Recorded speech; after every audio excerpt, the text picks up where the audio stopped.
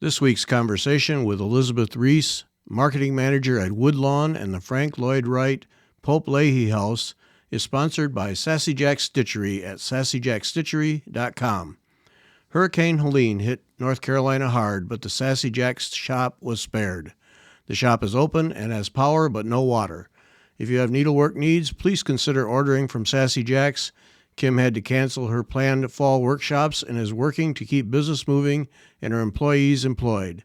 She'll have some special offers in the next few weeks, and currently Jackie Duplessis has created a new ornament called Rise Above the Waters. You can order the ornament at the Sassy Jack's website, and Kim is donating all profits to the local food bank to help those in need in the Asheville area. Make it a habit to visit the Sassy Jack's site and join the Sassy Jack's Facebook group to keep up with new things that will be happening in the near future. If you're in the area, gather your stitching and go to the shop for a bit of mental relief from the stress of recovery. Thanks to Sassy Jack's for sponsoring this week's show, and now our conversation with Elizabeth Reese of Woodlawn.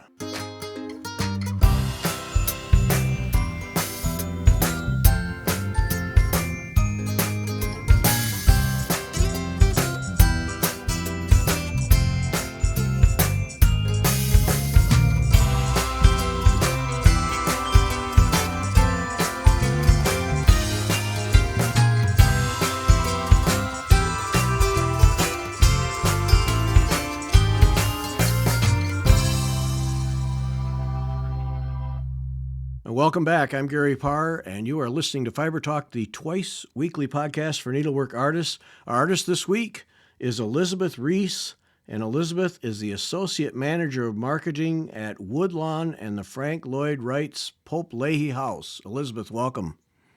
Hi, thank you so much for having me. Oh, I appreciate you doing this. So what we're going to get to in the bulk of the show here is coming up is the 50th anniversary of Nelly's Needlers, the organizers of 50 years ago of the Woodlawn Needlework Show. So Correct. so that's big. I mean, 50 years for a needlework organization of any kind to stay together is impressive. So we're going to get to that. But right up front, just for people who don't know, give us kind of a rundown of what Woodlawn is and the Frank Lloyd Wright Pope Leahy House. What is that organization all about? How does it function? Yeah, so Woodlawn and Pope Leahy House are two historic homes on one site. We are operated by the National Trust for Historic Preservation, and from the majority of our season, which runs from April until December, we operate historic house museum tours. Woodlawn was originally the home of Nelly Park Custis Lewis, who was George Washington's adopted granddaughter, his step granddaughter. And the Pope Leahy House was moved to the property in the 1960s. It was originally built in Falls Church, Virginia. We're located in Alexandria, just south of the city of Alexandria, right down the road from George Washington's Mount Vernon. And the house was moved when I 66 was going to go through the house. So the Mm. owner of the time, Marjorie Leahy, petitioned to get the home relocated. The National Trust got involved, and then the home was moved in the 1960s. So that's how a Frank Lloyd Wright house ended up on the site of a former plantation. Good save. Good save. Yeah. Yes. Yeah, I used to be editor of a commercial architecture magazine. And so we would encounter the Frank Lloyd Wright uh, structures from time to time in stories. And every one of them, do not let them get destroyed. Do not keep them. Yeah. Yeah. Yes, yeah, she had a good eye for keeping it. And today we're the only Frank Lloyd Wright house that's open to the public in the DC area. So Oh, okay. thanks to her efforts, we have Yeah. that nice little feather in our cap. So when we come to Woodlawn to the property, what we've got the Woodlawn building house and then the Frank Lloyd Wright one, and then I assume there are some impressive gardens and grounds around. I mean, what do we experience when we go there? We're located on 126 acres, so it's quite a large space. A good chunk of that acreage is with a partnership that works with us called Arcadia for Food Sustainability. And so they actually farm much of the land, and they have food trucks. They help food deserts in the DC area, affordable produce here in the DC area. Is what they work on. And then we have the two homes, Woodlawn, which is the massive center, kind of federal Georgian style plantation home, typical of what you see in the early 19th century. And then a farther bit away, we have the Pope Blakey House. There are some trails, some walking trails and grounds for visitors to enjoy. It is a little tucked away, so you don't really feel like you're in the middle of Northern Virginia when you're visiting us. Yeah, and I was interested that the Potomac Heritage National Scenic Trail runs through the property, so people who hike and bike can enjoy that part too.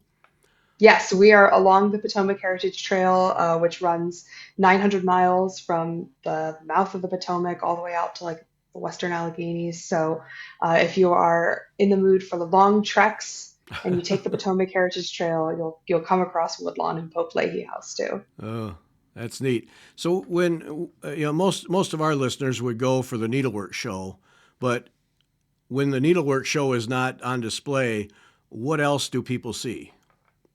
So the Needlework show will run for the entirety of March. And then we get a little bit of time to reset, and then we open up for our normal tour season. So if people are interested in coming back after the Needlework show is over, we offer historic house tours. We also have exhibits. We have a new exhibit that just opened at Woodlawn called Woodlawn People and Perspectives, and it talks about the entire history of the site. Not just the Lewis family's time here, although that is a big part of it. Quakers then bought the property and operated it as a free labor colony, showing that the agricultural South could continue without the need for slavery. And this was about 20 years before the Civil War. So we highlight their story. We highlight the enslaved community and the free Black community that called this area home, as well as the 20th century preservation movement. So if you're interested in history, if you're interested in architecture, there is something really for everyone once they get hooked in with the Right. needlework show. Right. Yeah, I thought that was really neat, the history and the slaves, and that you guys have addressed that. What is it? The International Coalition of Sites of Conscience. So you guys have addressed that, embraced it, tell the story, the whole bit. Then yeah, that's really cool. Yeah, absolutely. We are really devoted to telling the full history of Woodlawn, and that includes every single person that worked here and lived here throughout its 200 plus year history. We've done extensive research on the enslaved population here with the help of descendants and scholars, as well as our staff. And that is a huge, huge part of the new exhibit that just opened this spring. Oh, that's great. No, it's just fantastic. We can't change the history, but we can embrace it and make sure people are aware. That's just fantastic. Yeah. And then the Frank Lloyd Wright House, is that also a tourable thing? Yes. Okay. Yeah, it's all tourable. The Frank Lloyd Wright House is also open during the Needlework Show too. So if you Oh, come to Woodlawn for the Needlework Show, you can also visit the Pope Leahy House. It's about a 5 minute walk away from Woodlawn. That operates as normal house tours during our hours of operation, and then we also have special events. We have a yeah. very popular program called Right at Twilight. You can have the opportunity to visit the Pope Leahy House after hours, enjoy a glass of wine, have some cheese while the sun sets. And this winter, we will also be having holiday tours where the house is decorated in kind of a Oh. mid century holiday. And that's also in the evening as well. So if I show up, I can literally chew up a whole weekend just there on the property, really enjoying so many different things. That's really neat. Oh, absolutely. Yeah, Yes. yeah. No, I mean, I think people. I mean, I've never been, and now I really want to go because we hear about the needlework show, and we think, oh, you go in and you walk in, you see some needlework, and you go home. But no, much more. Yeah. Oh, yes. Yeah, I think so many people know of us from the Needlework Show. When I meet people out in town and I say I work at Woodlawn, and I very often hear, oh, I go to the Needlework Show every year. I've been going Uh, for decades. Like my grandmother entered, but we have the Needlework Show and so much more too. So I'm hopeful that a lot of people who attend the Needlework Show will also come back for a tour or an event or one of the also many things that we have going on throughout the year. there's more to it than textile arts. Enjoy it. Yes. Now, okay, now next year's needlework show, we're talking about the needlework show in March, and you think, oh, that's a long way off and blah, blah, blah. No, we're actually getting this in just ahead of the registration. What registration is the 9th through February 2nd.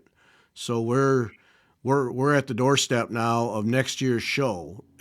Talk about how people get involved in that, and what is the, for those who don't know the show, what is the show? How does it work?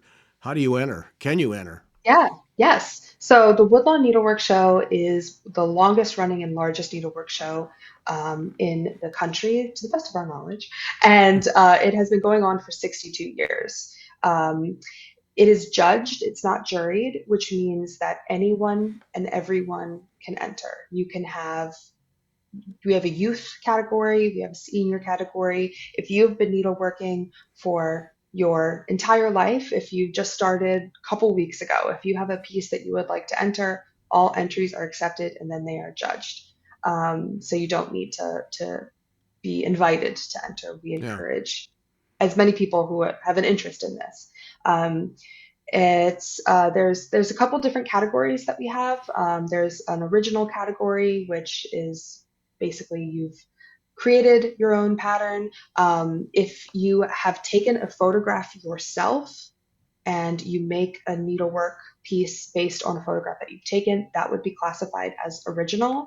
There's an adaptation, which is if you are using someone else's photograph, or perhaps you saw a painting or another piece of art and wanted to incorporate that into a piece, that would be an adaptation. And then there's a commercial design for maybe one that a pattern, a workshop, a class for those entries. So that it is open to sort of any experience background. The point of the show is to make it something that's very inclusive and to show that needlework is something that is done by all different ages, genders, and abilities as well. Now, do we care about technique? I mean, can it be any Yes, there are technique? some. There are very specific technique rules. They are all listed on our website, though. We have it all.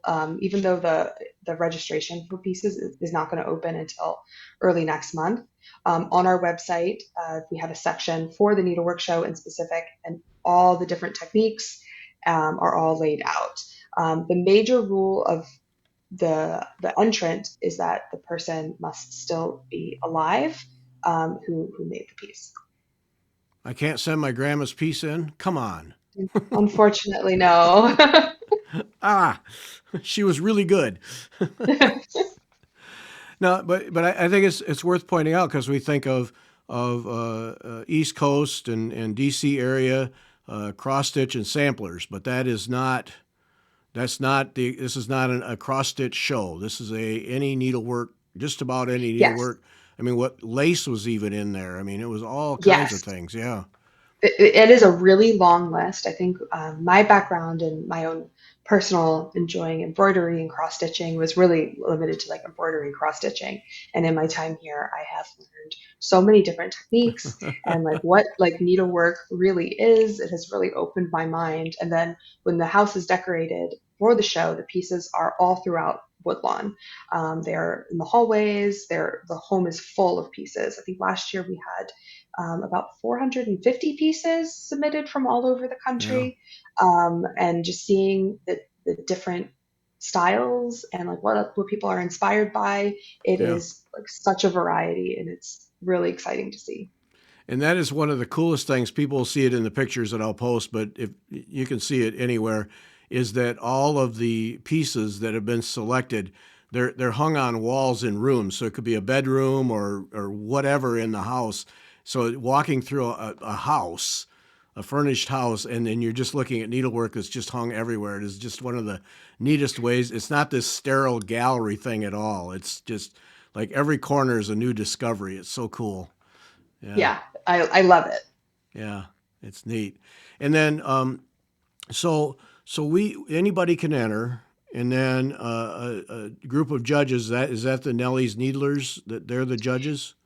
So they act, the Nelly's Needlers are an all volunteer organization, but we actually hire judges who are certified and Okay. have been to all the schools and really know what they're looking for. They come over a weekend and judge each and every piece.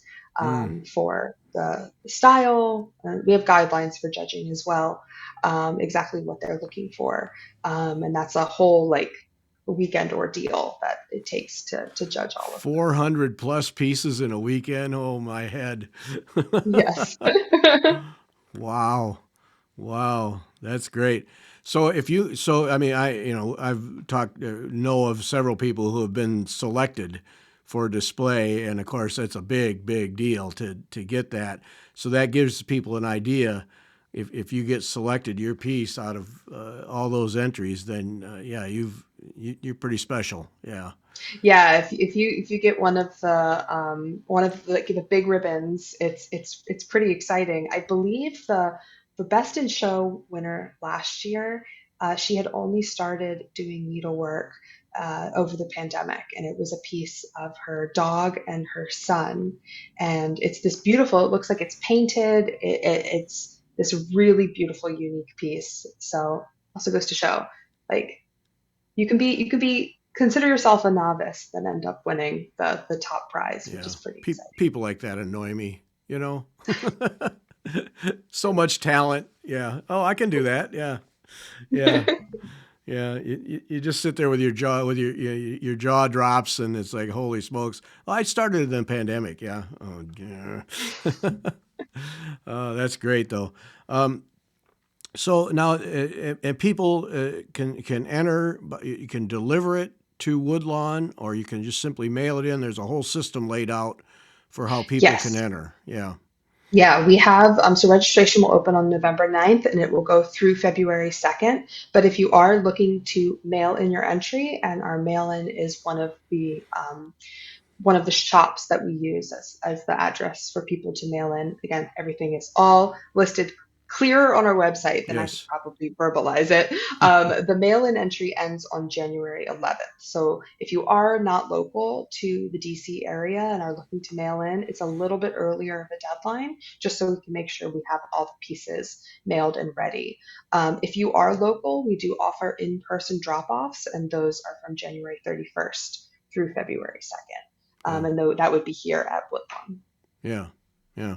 Yeah. Everything, just going through the website in preparation for this, everything is absolutely laid out to the, to the T. You guys have it. Yeah. There's no question about how to go about this stuff at the website. And I've got that down at the screen, and I'll put it in the show notes too. All right, then in March we have the 1 month display, and I'm sure there is just a daily stream of people coming through to see that thing. Yes, it's open March 1st through the 31st every March, and we're open every day except for Tuesdays. So Tuesdays is a day to kind of just reset, regroup a bit. In Yeah. addition to the needlework show during the month of March, there is also a cafe on site. We usually normally don't have a cafe during regular kind of house tours, but during the needlework show, there is a cafe called Nelly's Cafe that is also run by the Nelly's Needlers, and they have delicious lemon tarts and delicious lunches. And so you can really spend the whole day at Woodlawn for the needlework show if you'd like to. Yeah. Oh, I'd like to. Yes. I got to get there. Yeah. All right. These Nelly Needlers group, this 50 years now they've been doing this. How did this get started, and what is their role? So this started as a group with three women, kind of a volunteer core to support the preservation efforts of Woodlawn. The Needlework Show had been going on for a little bit of time before Nelly's Needlers was established, but it has grown exponentially in the past 50 years. They have recently donated their like $1 millionth to Woodlawn's preservation. And the Needlework Show itself is the largest fundraising effort for the preservation of Woodlawn that we have in our calendar year. So all the proceeds from the Needlework Show go to support the preservation of Woodlawn and our programs and our sustainability as a site, which is just wonderful. The Nellies also offer workshops, children's workshops as well. If there's children who are interested in learning more about needlework and different techniques, and in celebration of this 50th anniversary, they're extending it beyond just the needlework show. It's really going to be this full year of celebrating 50 years of Nelly's Needlers. They'll be offering wellness teas and other additional workshops as well to help spread what they do and the art of needlework. Yeah. Wow. That's fantastic. So how did they get started? What those three ladies, and where's the Nellies come from? Nelly's comes from the name of Eleanor Park Custis Lewis, who went by the name Nelly, who was the first owner of the I'd house. go by Nellie too if I had that string of Yeah, names. she's got a pretty long name, Yeah. um, and who was George Washington's step granddaughter. She was the granddaughter of Martha Washington through her first marriage, and she was actually raised by Martha and George Washington at Mount Vernon, just down the road from us. So she was an accomplished needleworker herself. We have a lot of her pieces in our collection, and so that is where the name Nelly's Needlers comes from. Yeah. Yeah. Someday we got to see some of those pieces. That would be fun. Yeah. Yes, we occasionally will have them out for some exhibits during the Needlework show, and the Nellies also do like replica pieces of some of her pieces as well. So Yeah. uh, we do try to bring them out. Yeah. That's great. Yeah. So then Nellie's formed to start just to volunteer, and now they've grown to how many people? It looked like in the pictures, a good handful. They have quite a lot, and anyone is eligible to join. And in lieu of dues, they just request volunteer hours, whether that is volunteering with the Needlework Show, whether that is making items to sell in the Woodlawn gift shop, which then the proceeds of which are donated to Woodlawn. But they have quite a few members, and they meet every other month or so here at Woodlawn as well. So they are deeply involved in what we do and proud group of volunteers that we love partnering with. Yeah. And $1 million they've raised. That's Yeah, that's not too bad. that is impressive. So, Yeah. so impressive. And for a volunteer organization to have been around for so long, we are so excited to be celebrating this 50th anniversary.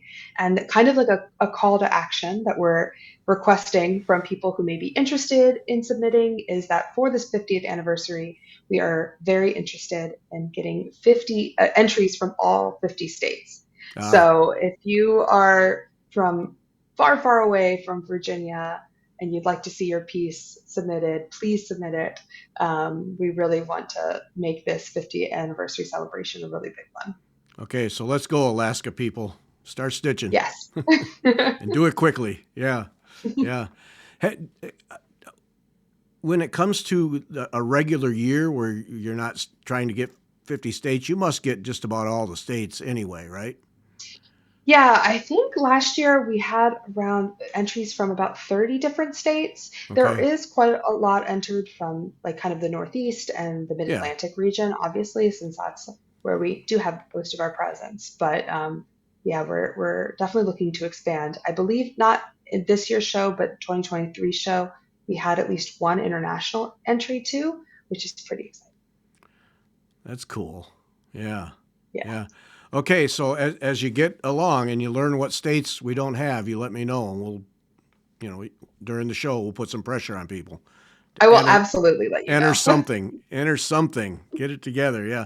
Now, the Nelly's Needlers then, are they the ones who then hang all the pieces after they've been judged, hang them all, catalog them, all the little bits and pieces that go into an exhibit of this size?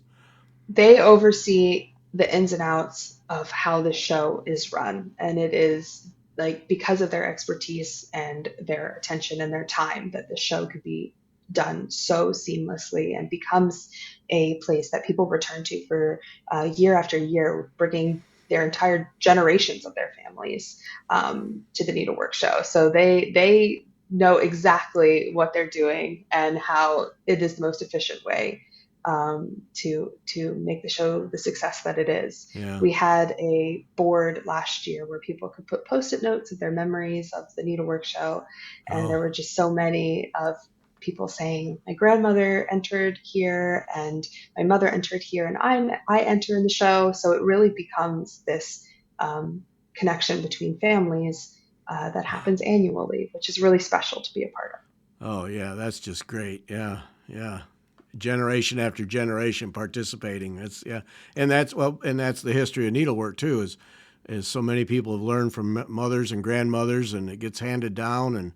And we've talked to so many who got exposed to it as kids, and then they raise a family, and then they start to have a little time, and here comes needlework again. Yeah, Yep, yep. that's my personal experience with it. Is it My mother taught me how to sew, and my grandmother sewed. So it's a very common thing that I hear, which I think is amazing about kind of passing on family traditions and hobbies, and it keeps you close to people, especially if those people are no longer around. right? So that's what I think is so Yeah. special about it. Oh man, it's just great stuff. All right, so if the Nelly's Needlers and then they have the cafe, and then they make they stitch things to sell, Yes, and then in a normal year, now this is their 50th year, so they're going to have things throughout the year. Uh, yes. yeah, and so there'll be some schedule on the website for that then. Yes, we will absolutely have everything announced on our website. And I also would encourage, if anyone's interested, we have a monthly newsletter that we include all upcoming programming, including the Needlework Show programming and Nelly's programming. So if you are interested in Woodlawn and Pope Leahy House in general, in addition to the Needlework Show, I would highly recommend signing up for that. I am the person who oversees it, so I promise to not send you too much. Monthly newsletter is what we Okay. send out. All right, we're holding you to that. Boy, as a Yes. marketing person, that's just got to be a real blessing to have a group like the Nelly's Needlers to handle an event of that size. Boy, that really must be a huge help to you. Yes, they are, and many of the members actually have so much experience in marketing and communications too. Oh, So they really okay. know how to extra network and get the word out about this show, which is Yeah, fantastic. yeah. Oh, that's great. Now you touched on it. And then I let it just fly by. What other events do they have planned this year or next Yeah, year to so celebrate? a new thing that they're doing are some wellness teas, and about more like mindfulness and wellness while having sort of a proper little tea. And then also workshops and classes. Those happen frequently outside of even just this anniversary year, but they're really going to be kind of amping them up a little bit. And all of those will be announced when they are have them. One of the workshops last year that I personally hope is repeated was a bobbin lace workshop, which is Oh, something that I just love watching videos of people yep, doing bobbin yep. lace, and It's it's just mind such an blowing, isn't amazing it? It's skill. just Yes, mind it's so blowing. Yeah, therapeutic to watch. yeah, So yeah. I'm hoping that makes a return. Yeah, there was one on Instagram the other day, and it was this lady who had to been 85 plus, and you could tell from her hands she'd been doing it forever. And holy smoke, she was just flying. I have no idea how. And she had pins in her mouth, and she'd pull one out and stick it in. I have no idea how she kept track, but she kept track. And It yeah, that's sounds a like music, like yep, with like it's just it never bores me. I could watch those videos all day long. yep. Me too. Yeah, yeah. And then she had a bunch that were all wrapped up in whatever that strap thing is that they use to hold the groupings, and she already had a whole spray of them out there, and she just took those and dumped them down and went right after it. And it's like, oh boy, yeah, yeah. She knew. It's amazing. Yeah, yeah, and yeah, and then on the other side of those pins comes out this beautiful lace, and yep, yep, she's pins in her mouth, and she just pull one out and stick it in. Oh, it's the coolest stuff. Yep, yeah, that's one of those where you know you can do it, but you know you have to start out with just making just like 8 bobbins and Right. number them and yeah. That's something I really enjoy about needlework is that I'm someone who doesn't I'm not necessarily liking to learn. I like being naturally good at things, but needlework makes you humble. Like you have to start as a beginner and you have to be well open to learning and improving. So that's what I really enjoy about it. Yeah, yeah. The so the needlers then when they have workshops, those are obviously open to anyone. Are they how to stitch, or are they historical things, or a mix? It's a mix. Okay. Last year we had some workshops going on throughout the show, and it was different techniques of stitching the Virginia State flower, which is the dogwood. And so there Mm. was a tea towel, there was like a coaster, there were different ways of stitching and different techniques that were used on it. And there are some that are geared more for children, so really learning Oh. how to do needlework, Mm-hmm. which are very well attended. And but and then many of the workshops are open to all levels as well. So Yeah. some are basic techniques, and some are more like the bob and lace, Yeah. where Yeah. having a Sure. little bit of a background is probably going to be helpful. But they're really wide ranging to Yeah. attract anyone who may be interested in learning and doesn't really know where to start. Yeah. Oh. Wow. No wonder people get excited about Woodlawn. There's so much. Yeah. That's great. Yeah. Yeah. And from a marketing person's perspective, yeah, you have stuff to work with. You're not making things up. Yeah. Oh yeah, the needlework show in particular, it really not to say it sells itself, but like it is just so much fun to work on because there are so many different Yeah. aspects of it, and especially in a year like this where it's such a big year. Yeah. Now, does Woodlawn have an archive of needlework that? We have a collections department, and we have pieces that Nelly had made, and we have a couple pieces that Martha Washington made as well. Oh Because my. talking about that generational connection of needlework, she learned from her grandmother. So we have that, and we also focus on in the history and kind of interpretation of the site that Nellie is probably the best known in the house of needleworking, but the women who were enslaved here at Woodlawn too were also incredibly talented Mm. needleworkers. And although we don't have pieces that they worked on, they were responsible for clothing and basic maintenance of linens. And so that's something that we also highlight of kind of these unseen needle artists that also lived here as well. Yeah. Yeah. From what little I know, needlework from slaves is hard to come by. Not a whole lot of it. Yeah, which is too Yeah. bad. Yeah. Yeah. What a Um, shame. but there's always a hope. We do have evidence of a woman who was enslaved here named Suki, who had made a hat for one of Nellie's grandchildren. And we know evidence that the hat was made for her grandson, and Nellie writes about it and that Suki made it. So we know that it existed, but we just don't know if it is still in existence, and if so, where it might be. Yeah. So that Yeah. was an exciting thing to find. Right.